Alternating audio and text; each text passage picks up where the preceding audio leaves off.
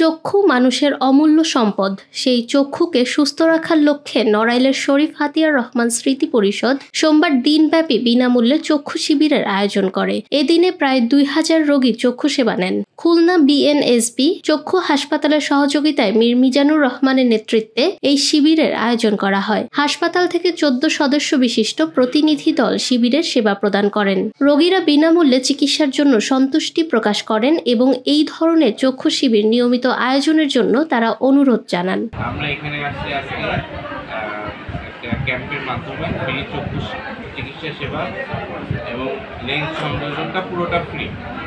আর আমরা চশমা দিচ্ছি ফ্রি, তাহলে পরীক্ষা নিরীক্ষা সব কিছুই ফ্রি। মেইনলি আমরা লেন্সটা পুরোটাই ফ্রি। এখান থেকে নিয়ে যাব রুগীকে আজকে, যেগুলো সানি অপারেশনের জন্য উপযুক্ত লেন্স বসানো যাবে তাদেরকে নিয়ে যাব। ওখানে আমরা কালকে অপারেশন করব, পরের দিন আবার এখানেই ঠিকভাবে দিয়ে যাবো। শরীফ হাতিয়ার রহমান স্মৃতি পরিষদ হাসপাতালের সৌজন্যে আজকে এখানে চক্ষুর চিকিৎসার জন্য রোগীদেরকে স্থানীয় অপারেশনের জন্য মূলত চিকিৎসা দেওয়া হচ্ছে। পাশাপাশি চোখের যে কোনো রোগের চিকিৎসা দেওয়া হচ্ছে।